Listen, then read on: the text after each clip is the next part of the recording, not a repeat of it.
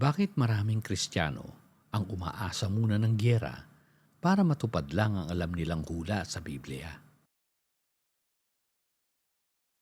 Sa maniwala man tayo o hindi, maraming mga Kristiyano ngayon sa kanilang paniniwala ng dispensationalism ay kinakailangan pa ng giyera upang maganap na lubos ang kanilang hinihintay na paghuhukom na noon raw ay inihanda na ng Diyos. Tinawag nila ito na giyera ng Armageddon. Dahil sa kanilang paniniwala na kinakailangan nitong maganap kasama ng sa pagbabalik ng Panginoong Hesus, lalo na't kung sa digmaan ay kasali ang bayan ng Israel. Ang iba sa kanila ay naniniwala na kasama silang makakaranas ng Great Tribulation patungo sa katapusan ng mundo. Habang mas marami ang mga naniniwala na bago ito maganap ay ililigtas sila at iaangat mula sa lupa upang salubungin ang Panginoon sa kaulapan. At pagkatapos ay magaganap na ang Great Tribulation hanggang sa pagtatapos ng mundo na siyang paghuhukom na rin sa lahat ng tao. Napaniwala kasi silang lahat na sila ay nasa panahon na ngayon na binabanggit sa Biblia, ang Apokalipse sa aklat ng Revelation. Silang lahat na kahit mahigit 2,000 taon nang naghihintay, buong buo pa rin daw ang kanilang paniniwala na magbabalik na ang Panginoong Hesus upang sila ay sunduin sa ulap. Gayon rin ang sa lahat ng mga namatay na naniwala at sumampalataya kay Jesus ay babangon raw sa libingan, bubuhayin at bubuuin muli ang kanilang katawan upang mauna sila sa pagsalubong sa Panginoong Hesus. Talaga, hindi ito panlilibak at pangungutya sa kanilang paniniwala. Ngunit papaanong hindi pa rin nila matanggap na maling lahat ang pag-asang ipinangaral sa kanila ng kanilang mga pastor, pari at ministro, na sa napakarami ng hula nila mula pa ng 2 siglo, puros kamalian lang ang naidulot sa mga naniwalang kapatid. Maaari bang patuloy-tuloy ang kamalian ng mga taong nagsasabi rin na sa kanila ay nananahan ang banal na spirito ng Diyos?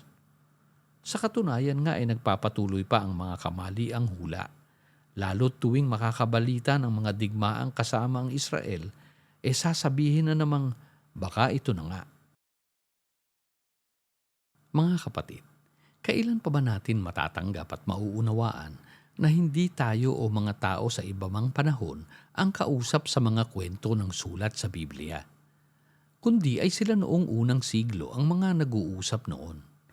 Sila sa kanilang panahon ay pinangakuan, kaya't sa kanila at sa kanilang panahon naganap ang lahat ng pangako. Ganito kahalaga ang time statement na binabanggit ng Biblia. Nagtakda ang Diyos ng tamang panahon upang maganap lahat-lahat ng kanyang mga ipinangako na dapat mangyari at maganap na lubos sa henerasyong iyon. Pangako ito ng Diyos sa kanila na ipinaalam sa mga hula ng sulat. Kaya nga't kung mababasa natin ngayon ang mga katagang malapit na o all these things will come upon this generation, malinaw na sa kanila patungkol pagkat sila ang kausap noon. Di ba nga, dapat lang naman na sa kanilang henerasyon nga maganap. Bakit kasi sumobra ang pagtitiwala ng tao sa mga pastor, pari at mga bagong apostol pa raw? Pinalalapang masyado ng Western religion ang pagmamagaling at pag-angkin sa mga sulat na hindi naman para sa kanila. Nagpangalan pa sila ng iba't ibang tawag sa kanilang mga aral kung kaya't dumami ng husto ang mga klase ng paniniwalang Kristyanismo. Magkakaiba sa kanilang mga aral at katuruan, kasama ng sa kanilang ipinagagawa pang mga ritual, na kung tutuusin ay mga biling ipinagawa lang sa kanila hanggang sa pagdating ng pangako. Halimbawa ang Lord's Supper. Ito ay utos lang sa kanila na gagawin hanggang sa pagdating ng pangako. Ito ang sinabi sa 1 Corinthians chapter 11, verse 25 to 26. In the same way he took the cup also after supper, saying, "This cup is the new covenant in my blood. Do this, as often as you drink it, in remembrance of me. For as often as you eat this bread and drink the cup, you proclaim the Lord's death until he comes." Bakit ginagawa pa rin ito ngayon? Hindi nga ba't dumating sa kanila noon ang pagbabalik ng Panginoon? Hindi nga sa katawan, kundi ay sa paghuhukom sa Israel noong AD 70 na kanila ring henerasyon. Dahilan nga ng sa pag-angkin nila sa mga sulat, inakala nilang sila ngayon ang kausap noon. Silang ngayon ay hindi naman nakausap na harapan ng Panginoong Hesus. Ni hindi nga nila nasulyapan man lang ang Panginoon na nangangaral at nagbigay mismo ng babala sa kanyang mga apostol. Matthew 10 verse 22 to 23. You will be hated by all because of my name, but it is the one who has endured to the end who will be saved. But whenever they persecute you in one city, flee to the next. For truly I say to you, you will not finish going through the cities of Israel until the Son of Man comes. Ito nga rin ang totoong ibig sabihin ng sinabi ni Jesus na But it is the one who has endured to the end who will be saved. kaya nakaligtas sila noon. Hindi sa atin hinihingi ang pagtitiis na ito hanggang sa kanyang pagbabalik. Sapagkat pangako ito ng sa mga magaganap noong paghuhukom sa Jerusalem, na kung sila ay susunod at magtitiis, maliligtas nga sila mula sa paghuhukom na siyang Great Tribulation na magaganap sa kanilang henerasyon. Aabutan pang buhay ng ilan sa kanila at makakaranas ng pagdating ng Panginoong Hesus. Dahil ang Roma noon na sumakop sa kanila ang siyang magiging tagapagdala ng kaparusahan at paghuhukom sa Israel. Nakasulat ang ganito sa aklat ng Roma. Romans 13 verse 4. For it is a minister of God to you for good, but if you do what is evil, be afraid, for it does not bear the sword for nothing, for it is a minister of God, an avenger who brings wrath on the one who practices evil. Para sa kanilang mga Hudyo at Pariseyo na pumatay sa mga propeta ng Diyos mula pa kina Abel, hanggang sa mga pumatay sa Panginoong Hesus at sa kanyang mga lingkod. Silang lahat ay makararanas ng paghihiganti na ipinangako ng kasulatan. Luke 21 verse 22. Because these are days of vengeance, so that all things which are written will be fulfilled. Mga pangako mula sa aklat ng Isaiah 61 verse 2 at 63 verse 4. Hindi sa atin ito ipinangako. Ito rin ang malinaw na dahilan kung bakit sila noon ay pinagbilinan ni Apostol Pablo at ni Peter na mag-submit sa Roman authority upang sila ay pagkatiwalaan ng gobyerno ng Roma bilang mga tagasunod ni Kristo na hindi mag-aaklas at magre-rebelde sa pamunuan ng Roma noon. Romans 13 verse 3 to 5. For rulers are not a cause of fear for good behavior, but for evil. Do you want to have no fear of authority? Do what is good, and you will have praise from the same. For it is a minister of God to you for good. But if you do what is evil, be afraid, for it does not bear the sword for nothing. For it is a minister of God, an avenger who brings wrath on the one who practices evil. Therefore it is necessary to be in subjection, not only because of wrath, but also for conscience sake. Ang Roma nga ang magdadala ng noon ay labis na kapighatian sa Israel. 1 Peter 2 verse 13 to 14. Submit yourselves for the Lord's sake to every human institution, whether to a king as the one in authority, or to governors as sent by him for the punishment of evildoers and the praise of those who do right. Malinaw sa kanila noon ang mga babala ni Jesus. Luke chapter 21 verse 20 to 23. But when you see Jerusalem surrounded by armies, then recognize that her desolation is near. Then those who are in Judea must flee to the mountains, and those who are in the midst of the city must leave, and those who are in the country must not enter the city, because these are days of vengeance, so that all things which are written will be fulfilled. Woe to those who are pregnant, and to those who are nursing babies in those days. For there will be great distress upon the land and wrath to this people. Kaya nga sila na nag-submit noon ay madaling nakalabas ng Jerusalem. Alalahanin natin na ang lahat ng mga hulang ito na sinalita ng Panginoong Hesus sa kanila noon ay para sa kanilang panahon ipinangakong magaganap, kaya't sa kanilang panahon naganap at hindi sa malayo pang hinaharap nila. Napakalinaw ng sinabi ni Hesus sa kanila. Bakit nga ba hanggang sa ating panahon ngayon ay ipinagpipilitan pa ng mga simbahan at ng kanilang mga mangangaral ngayon na ang lahat ng mga ito ay hindi pa nangyayari? Hindi ba tahasang pang-aagaw ito sa mga hinula ng Diyos para sa Israel noon? Pagbawas at pagdaragdag sa mga sulat na sa ganito ay para na ring sinasabi nila na nagsisinungaling o nagliligaw ang banal na Espiritu ng Diyos sa kanyang mga ipinasulat. Samantalang ang mga ipinangako noon sa kanila ay nararapat lang na sa kanila rin at sa kanilang henerasyon dapat nga na maganap. Narito pa ang isang halimbawa ng maling pagtanggap ngayon sa sinalita ni Jesus noon na para talaga sa kanila. Luke 21, verse 27 to 28. Then they will see the Son of Man coming in a cloud with power and great glory. But when these things begin to take place, straighten up and lift up your heads, because your redemption is drawing near. Ang talatang ito ay ginagamit ngayon bilang patunay raw na ang Panginoong Hesus ay pisikal na magbabalik at magpapakita sa kaulapan.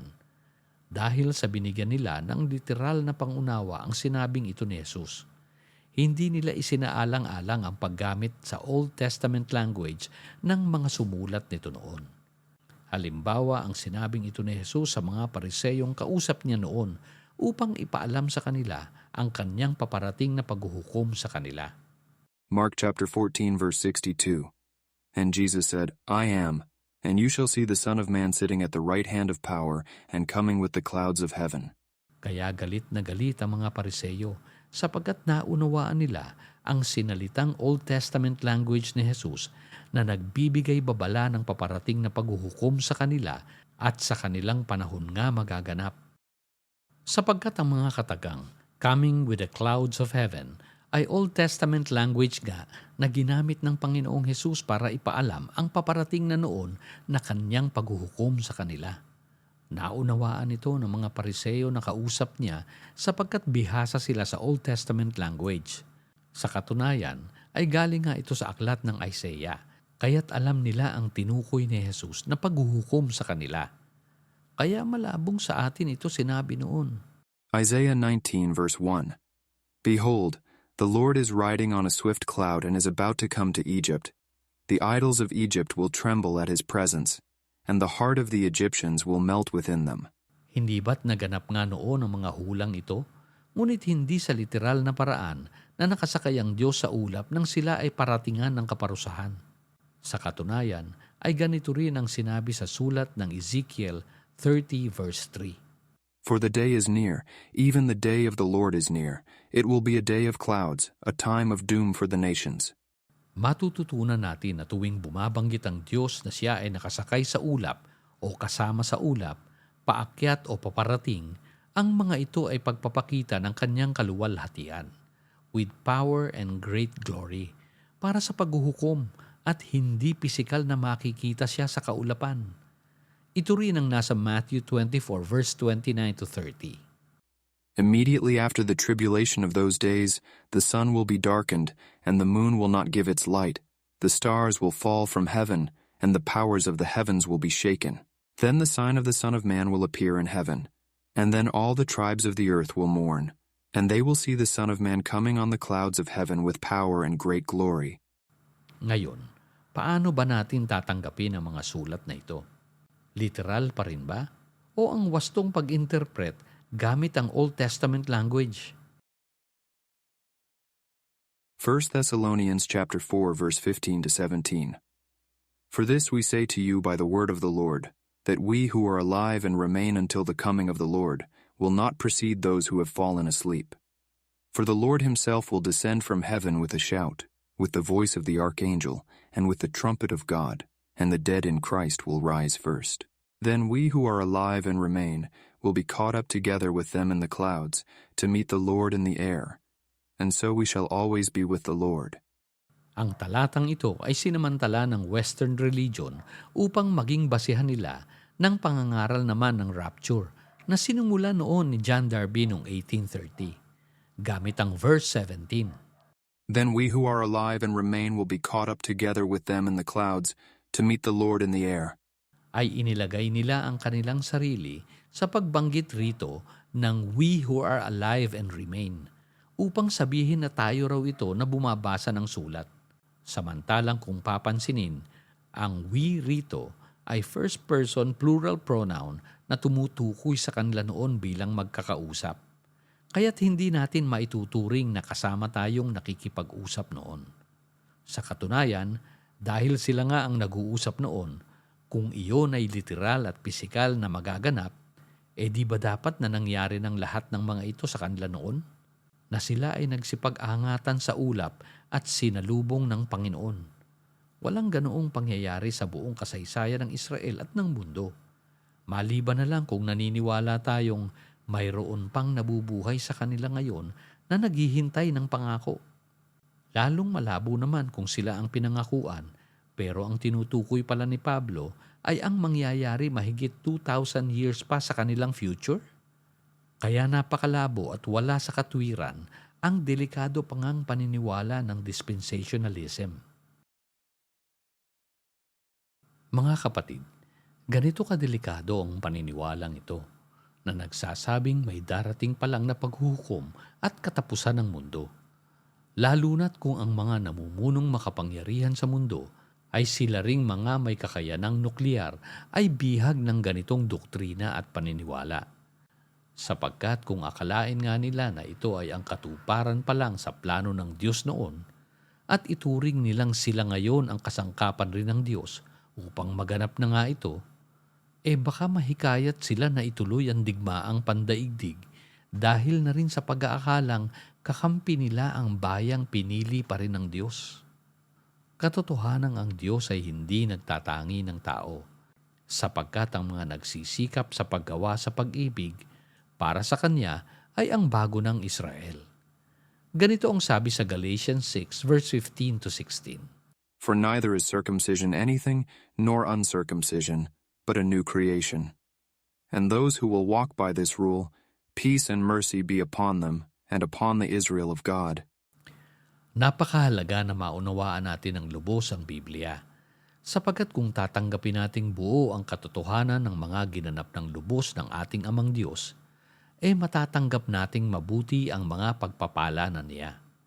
Mula pa ng kanyang bigyan tayong lahat ng bagong kapanganakan sa Espiritu upang maging bago nating buhay at pagkakataon. Nang sa gayon ay makapiling natin ang Diyos sa walang katapusang panahon. Kung kikilalanin natin siyang Diyos na mabuti, mapagmahal na totoo, at hindi naghanda pa ng sa ating lahat ay kaparusahan at kapahamakan, kundi ay buhay na lubos at puno ng pag-asa. Wala nang pangangailangan pa ng gyera at awayan, sapagkat nasa atin ring kalayaan at kakayanan ang mabuhay na, sa dapat ay pag-ibig at gawang mabuti para sa kapwa.